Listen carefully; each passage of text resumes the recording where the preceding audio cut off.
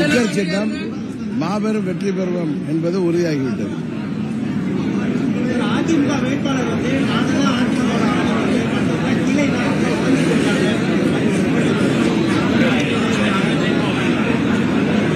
ஆணி வேறுங்கிற பெயர்ல சில போலிகள் தான் இருக்கு. அங்க ஆணி வேர்கள்லாம் யார் என்பது காலம் உங்களுக்கு உணர்த்தும்.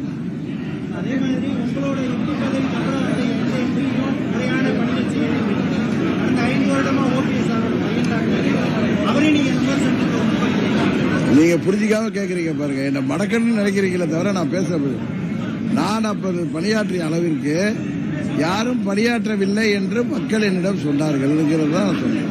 அதனால அவர் சொல்ல 20 ஆண்டுகளில் அந்த 10-11 ஆண்டுகளில் நான் எம்பியா இருந்தப்ப பணியாற்றிய மாதிரி பணியாற்றல, அதனால நீங்க வரணும்னு என்கிட்ட சொன்னாங்கிறது தான் நான் சொன்னேன்.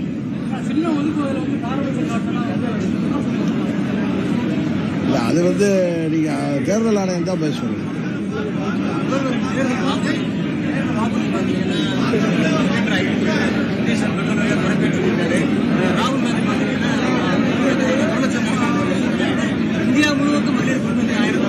யாரு போல அசம்பிளி தேர்தலப்ப கொடுத்த வாக்குறுதிகள்ல சிலிண்டருக்கு 100 ரூபா மானியம் குறைப்பாங்க, அது செய்யல. இப்ப மறுபடியும் மக்களை ஏமாத்துறதுக்காக அவர் சிலிண்டர் விலையை குறைப்பேன்னு சொல்றாரு. இன்னொன்னு, தமிழ்நாட்டிலேயே குடும்ப தலைவிகளுக்கு 1000 ரூபாய் கொடுப்பேன்னு சொன்னாரு. இப்ப உரிமை பணம் தகுதிகள் குடும்ப தலைவின்னு வந்ததுக்கு என்ன தகுதி வச்சு ஒரு 50% கூட கொடுக்கல. இவர் இந்தியா ஃபுல்லா சொல்லி ஏமாத்தலான்னு பாக்குறாரு, அது நடக்காது.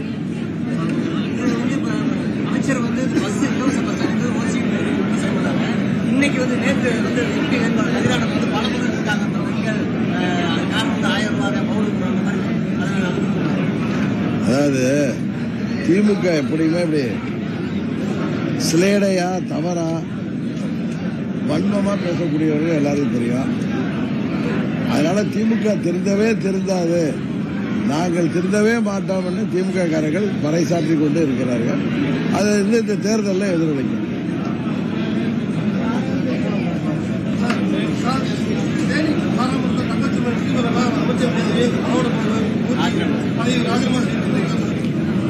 அவர் திமுக மந்திரி, அது அவங்க கட்சி பிரச்சனை.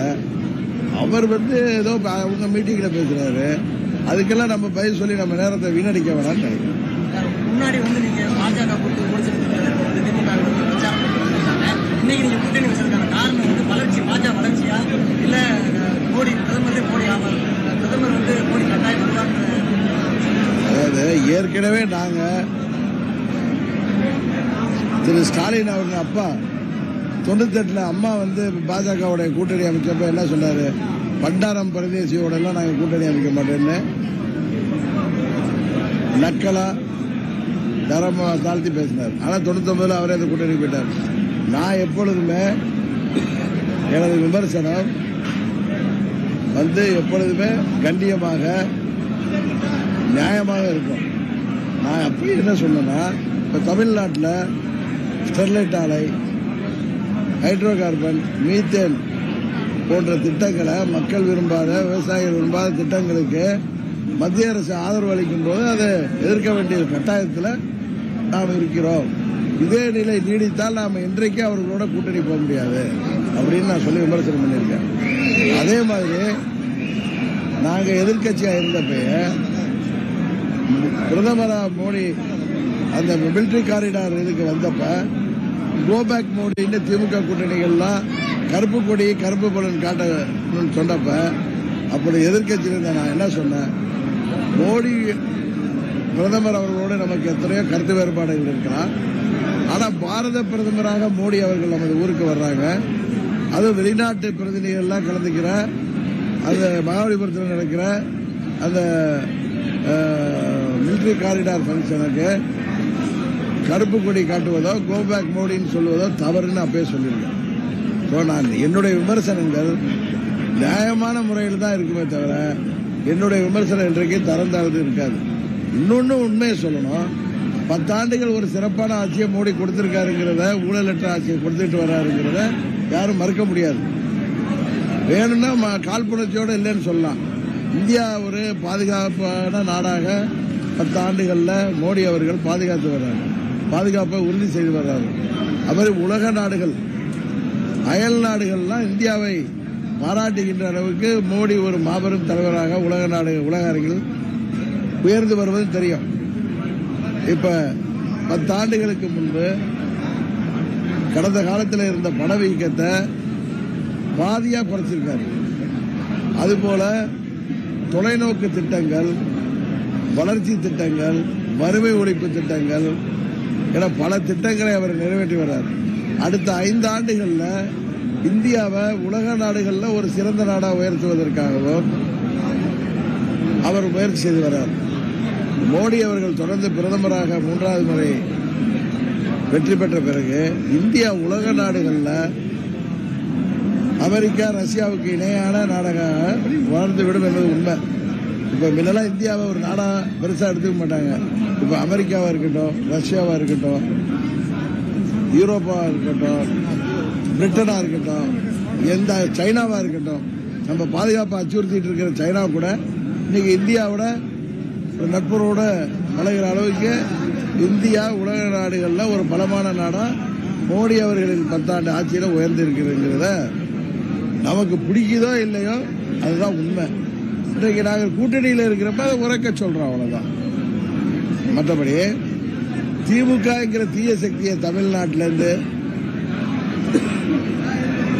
ஆட்சி அதிகாரத்திலிருந்து இறக்குவதற்கும், துரோக சக்தியிலான பழனிசாமி கம்பெனியை ஒழிப்பதற்கும் தேசிய ஜனநாயக கூட்டணியில் அம்மா மக்கள் முன்னேற்ற கழகம் அங்க வைப்பதுதான் அம்மா மக்கள் முன்னேற்ற கழகம் எடுக்கின்ற தமிழ்நாட்டு மக்களுக்கு நலனை சார்ந்த, எங்கள் நலனை சார்ந்த ஒரு நடவடிக்கை. அதில் நான் எடுத்தேன், அவ்வளவுதான்.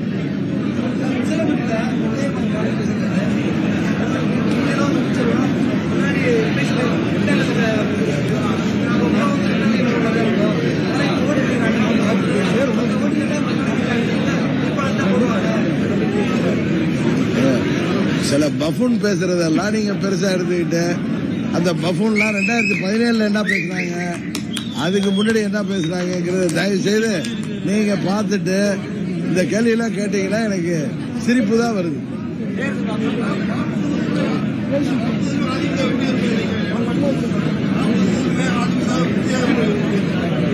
இந்த ஆண்டின் பெரிய காமெடியா தான் இருக்கு.